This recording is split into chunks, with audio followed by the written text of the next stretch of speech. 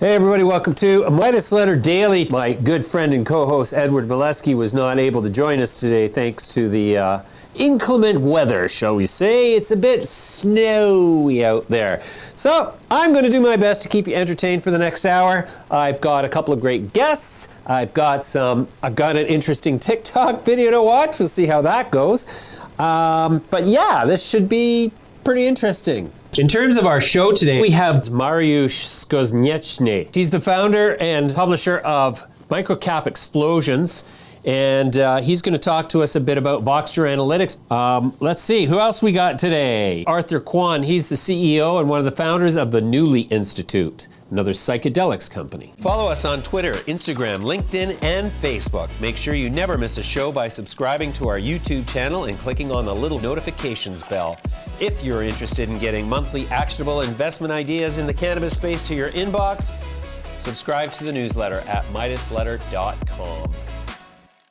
Paul Wilson, 444, wants to know, how will the continued legislative approval for cannabis across the USA affect the Canadian cannabis companies?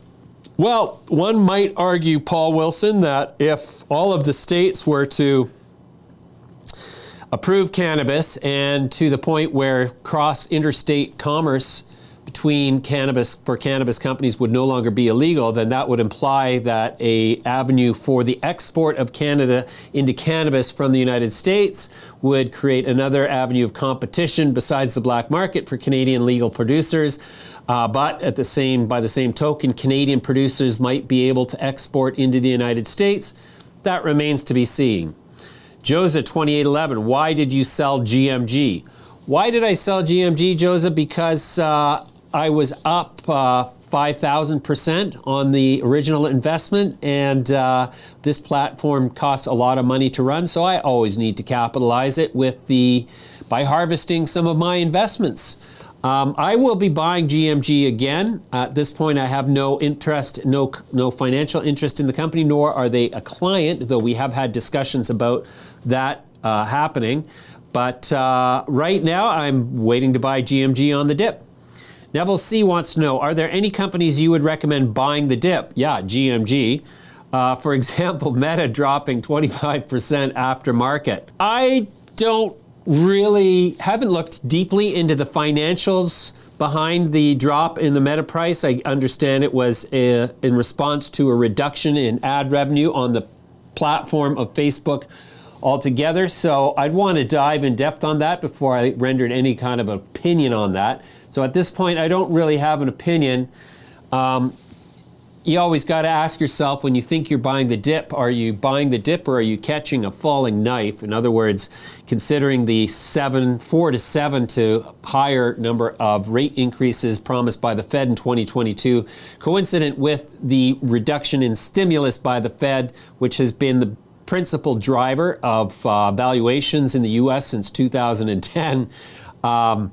I tend to think that, personally, I'm not going to be deploying too much capital into the market generally until I see that the Fed is going to back up on their plan to raise rates. I think they're going to have to dial that back, and I think that they're going to have to continue buying stimulus because I think the market's about to throw a big global hissy fit, as is been its habit every time the Fed threatens to withdraw stimulus. Jerry Holloway, what is your experience of the midterm elections in relation to the Fed not changing interest rates during that period? If you're referring to midterm elections in the past when the Fed does not raise interest rates, if the Fed doesn't raise interest rates or do anything that otherwise is perceived as a negative catalyst in the market, then it tends to benefit the incumbents in midterm elections. I almost said erections. In the midterm erections. These days, the elections are more characterized and I think driven by identity politics, so we shall see.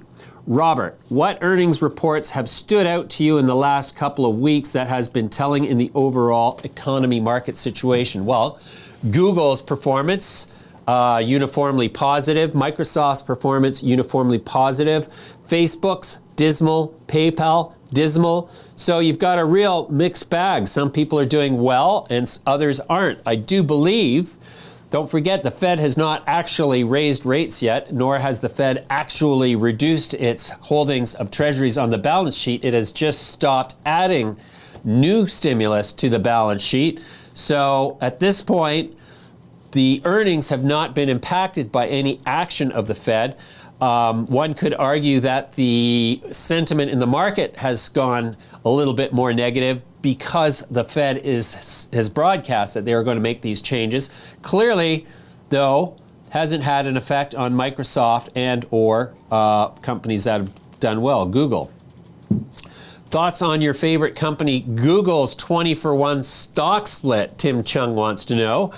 As a long-term holding for a conservative portfolio, I don't think you can go wrong because there is nothing that can unseat Google's power, bar an act of Congress, and Congress is just way too fractured and myopic and self-obsessed and absorbed these days. So, I mean, objectively, I've got to say, Tim Chung, that Google is buy, and yeah, I think it's only going to continue to dominate the market. It's basically the de facto monopoly on human attention in this era, so you should not hesitate to buy it. If you like the show, you'll love our website. Visit us at www.midasletter.com for interviews with key CEOs, cannabis news, and to subscribe to our newsletter. So yeah, the S&P is in the shitter today, down quite substantially here. If you look at this chart, just fell right out of bed first thing this morning. Lots of companies reporting earnings right now, but the sanitizing effect of the interventionists, supporters of the Fed policy who go in and buy big quantities of S&P futures, NASDAQ futures, and Dow futures, they simply can't continue because the selling interest is so strong. And it's really kind of crazy that the mainstream financial media, who is uniformly banded together trying to sell us this line that, oh, the economy is strong enough to endure these interest rate raises. Bank of America coming out and saying there's going to be at least 7 raises now. So, you know, it's one big circle jerk among these, the bankers and the government when they're all coming out and saying, hey, interest rates are going to rise, and that's a good thing. And we're going to pull out the stimulus from underneath the market, and that's exactly what has been driving these crazy valuations. In fact, you could argue that from 12,000 Dow to where we are today has been purely a byproduct of stimulus as it exponentially expands in the banking system through the miracles of fractional banking. And, you know, that data is not provided. There's no sort of chart, or there's nothing you can track. The Fed doesn't maintain that data. The SEC doesn't. But you can certainly see the effect. And I think that now they're going to have to raise rates finally and pull back on stimulus because it's starting to have a diminished return on their wealth effect that they're targeting.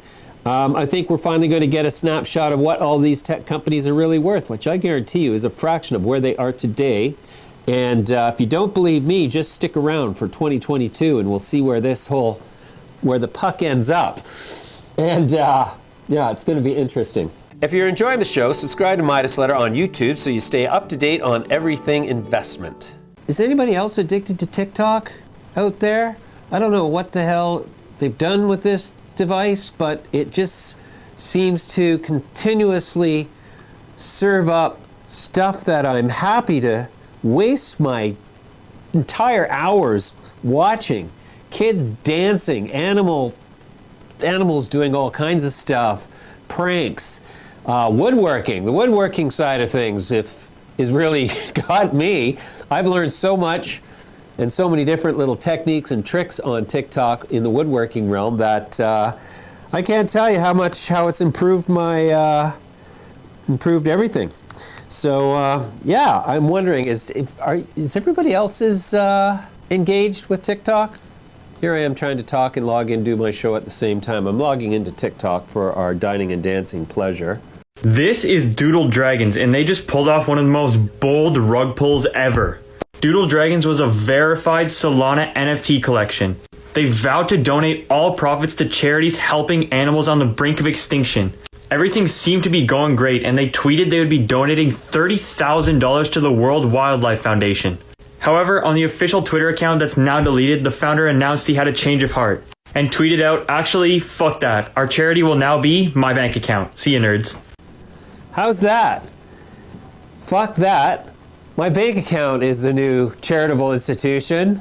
See ya, nerds. Just to add insult to injury, oh, this guy has got some horrible karma coming to him. I can assure you that the universe is not too fond of smartasses, but it really hates a smartass who is so egregiously larcenous. This is unprecedented. So these NFT things, you know, I mean, you look at the quality of these doodled things and okay, they're interesting. Maybe it's worthwhile to own a one-off, $2,700, 7,000, 10,000, but these kids are making millions and millions and millions of dollars, in some cases 300 million plus in a given year. And you really got to wonder what the regulators can do about it. I mean, it's art. Art is such a subjective thing. There is no regulatory body. I mean, if I tell you this is a piece of work by Banksy and sell it to you and it's not, that's fraud, as fraud normally is. You can go to the cops. But in the case of a piece of art where somebody says, I'm going to sell you a one-time edition of this, I'm going to donate some to charity, but I'm going to also just keep a lot of the money. And if you pay for it, there's nobody to say, oh, fraud. No, you can't complain. You're stuck with it. You're stuck with it. If you're enjoying the show, subscribe to Midas Letter on YouTube so you stay up to date on everything investment. All right, my next guest is Mariusz Skonieczny. He's the founder and publisher of MicroCap Explosions, and he's going to talk to us a bit about Voxtur Analytics. Full disclosure, Voxtur is a client of the Truelytics group, which is affiliated with Midas Letter, so we stand to make money if the stock in Voxtur goes up. Also, full disclosure, Mariusz is a shareholder in Voxtur Analytics, as are his subscribers. So, here he is. My next guest is Mariusz Skonieczny of MicroCap Explosions. Mariusz, welcome. Thank you very much for having me. You bet. Mariusz, you're part of our new sort of branch of coverage where we're covering other influencers in the small cap, micro cap space. And we stumbled across you because you are involved with a company that we are involved with, Voxtur Analytics. So let's start with a conversation about your publication, MicroCap Explosions. How do investors find you? How do they get involved? MicroCapExplosions.com. Just go there, open up your wallet, sign up, and we can get started. I love it. Shameless self-promotion. Okay, so tell us about the kinds of companies that you feature, how you become initially introduced to them through, let's use Voxtur as an example. Well, I focus on small companies trading on secondary exchanges such as TSXV or Canadian Stock Exchange OTC. Why? Because I have very little competition, right? Hedge funds are in the big names. Retail investors are chasing GameStop, AMC, and crypto. So I don't have a lot of competition. And the way I found Voxtur is I went through every single company one by one on TSXV. And I found Voxtur. It was I look about at that time, and because I have a background in real estate, I used to be a real estate appraiser. It just caught my interest. But I found it around 2019. But I wasn't interested. When I looked at it, I'm like, the appraisers are never going to change. The banks are never going to change. But then when COVID hit, I went back to it, and I was like, okay, they're going to have to change, and they're going to have to adapt to new technology. I called Gary and talked for 2 hours. You know, after talking to him, he completely sold me. I did more of the work, and that's how it all started. Right. So do you invest in the companies that you feature? Absolutely. It's hard for me to talk about or be passionate about the companies unless I have my skin in the game. Yeah, sure. I'm with you there. Okay, so then what other companies are you tracking right now? Give us an overview of them, and what's the compelling investment thesis behind them? So right now on the public YouTube channel, I talk about three companies. So Voxtur is one, Oracle, and Globex. So Oracle, it's a copper play. They have an amazing asset in Mexico. It's been tied up for 20 years in a legal dispute over a title issue, and they resolved that through MicroCap explosions. We helped raise some money to bring the deposit to 4311 compliant, because the deposit was tied up in a legal battle for 20 years. It had like 93 holes drilled, so we know copper is there. We know it's a huge deposit, but holes drilled 20 years ago don't meet the current 43101 standards, so they have to reconfirm the historicals, and that's what the money that we helped raise was for. And as they're drilling right now and reporting fantastic results, meaning that yes, they are reconfirming the historical resource or estimates, and hopefully it will even expand, because in the past 20 years ago they were looking for a completely different deposit, so they didn't drill it deep enough. All the holes finish in ore, which means that there's much more deeper that they can go. And then there's another section, Brasilis, which wasn't explored in the past, and it offers a really interesting blue sky potential. So that's on Oracle. Copper, we all know copper is hot, electrification, so I don't have to say too much about that, because we all know about what's going on in the world. And then Globex is an interesting situation because they offer a private email and messaging application. So think of Proton on the mail side, and think of Signal on the messaging side. But both Proton and Signal, think of them as a Ford, and think of Globex as a Ferrari with its secure application. And so it's about emails that are truly secure and private. No data mining, no big tech. It's all independent. The entire infrastructure is hosted in Switzerland. And in the US, half of the people hate the current president, half of the people loved, the prior president. So we have a situation where, conservatives in the US, they think that without making a judgment, I don't care about politics, but I'm just saying that half of the people in the US think that the big brother is watching them, they're data mining them, they want to take their privacy of speech. So those kinds of people are signing up in droves for secure, for the reasons that they want to be protected and all things like that. So this is a good summary of the things I am involved in. Sure. Okay. Does the current market environment, where today we're expecting the Fed to come out and sort of give an indication, are they going to raise rates by 25 basis points? Will it be more? Will it be less? Does this play into your investment thesis over the long term, what's happening at the Fed level? Well, if you think about a company like Voxtur is going to do well no matter what interest rates do. If interest rates are low, there's a lot of refinancing. If interest rates are high, there's a lot of foreclosures, and Voxtur has a foreclosure business. So, and the same thing for the other two companies. Oracle, are we going to abandon copper or electrification just because interest rates are going to go up? No, that's going to be fine. The same thing on the private and secure communications. Are the conservatives in the US all of a sudden going to fall in love with Google and big tech and trust the government just because interest rates go up? No. So these opportunities that I'm involved in, they have nothing to do with what the Fed is going to do. But from my point of view, you see, people like to find excuses for why they should panic and sell their stocks. We're talking about, when I own a stock, I am an owner in a business, okay? And I'm an owner for many, many years. So during those years that I own those businesses, we can have a new president, good president, bad president. We're going to have a fight with China, and now whatever Russia is doing. There's going to be so many things going on during the time that I own my stocks. I can't bother myself with all these little things that, scare everybody else. Sure. So you were talked about Voxtur the other day in a video, basically getting huge market share in the desktop appraisal space, and that Fannie Mae had basically approved the use of desktop appraisals as opposed to physical traditional appraisals. So tell me why that's so important for Voxtur. Well, think about this.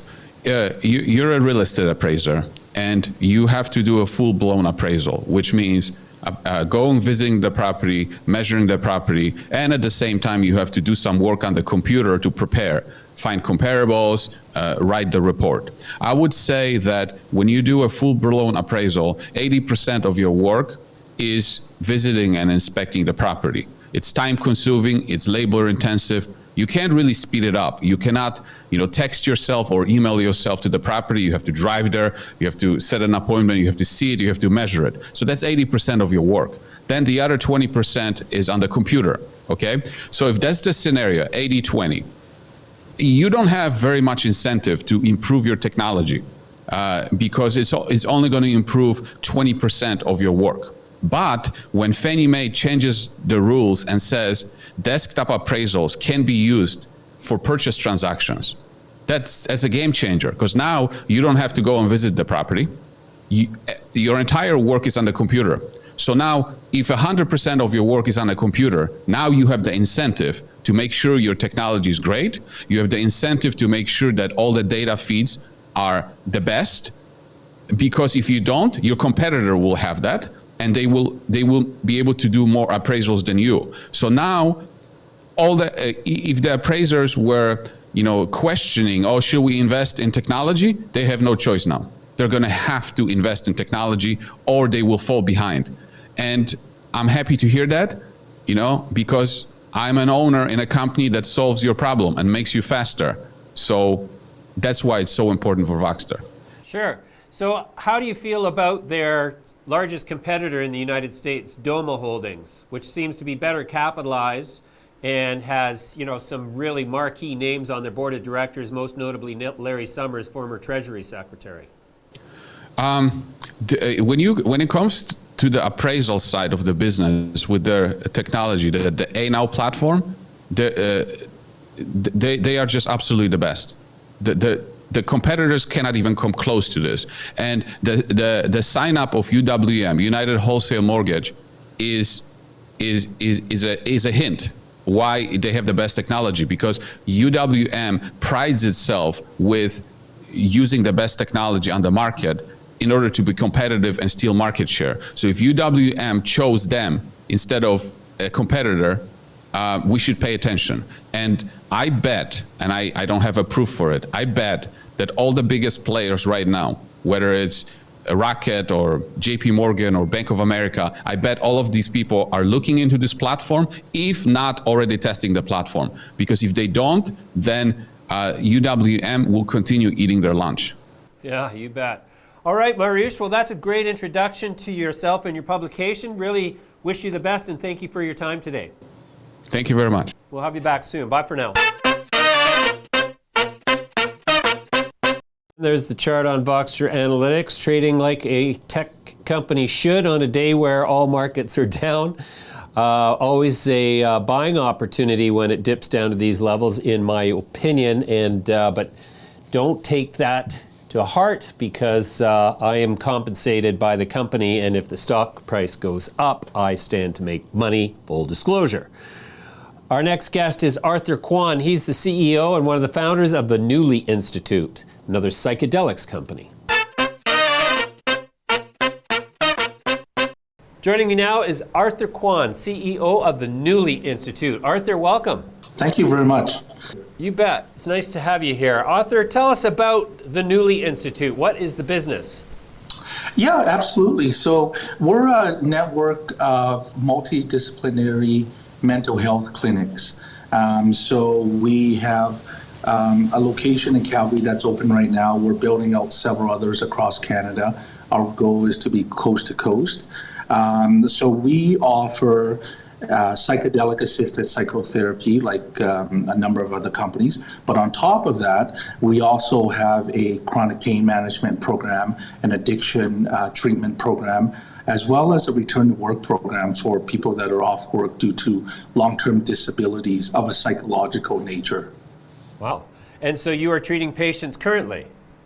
We are. Our flagship clinic in Calgary opened up a few months ago, and we have patients every day. We've been seeing RCMP officers, police officers, the general population, as well as military veterans. Uh-huh. Okay, so this is the first time I've heard of psychedelics in the context of pain management systems. So how does that work? Yeah, so there's been, chronic pain and psychedelics has, typically go hand in hand. So, for example, MindMed last year announced Project Angie, where they were exploring the use of LSD, for example, for chronic pain management program. Now, this is an emerging field. Our current psychedelic-assisted psychotherapy program is actually geared towards more treatment-resistant depression, anxiety, and trauma, for example, like PTSD. Right. Okay, and so you're currently in the process of doing an IPO funding. So we're in the middle of our pre-IPO round right now.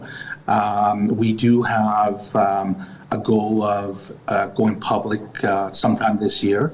Hopefully there's a window opening up in the equity capital markets, and then we'll pursue that. We're in pretty good shape. We just completed our financial audit for our fiscal year end. The auditors are in reviewing our stub period, and we've been working with DLG, our law firm, in drafting a long-form prospectus. Okay. What is the purpose of the funds? How are you going to spend the money? Yeah, absolutely. So phase one of our growth plan calls for clinics in Calgary, Fredericton, and Edmonton. So to that end, as I mentioned earlier, Calgary has been open since October 1st. It's our flagship clinic. It's 11,000 square feet, believe it or not. And our Fredericton clinic is scheduled to open up within weeks. Our target date is mid-February, and we're building out a clinic in Edmonton right now. It's scheduled to open its doors in the springtime. Now, phase two calls for St. John's, Newfoundland, Halifax, and Ottawa. And so the use of proceeds for the IPO, we hope to have clinics across the country from coast to coast. So we have plans for up to 12 clinics across Canada. Okay, so you're going to remain Canadian focused then? For now, we do have aspirations.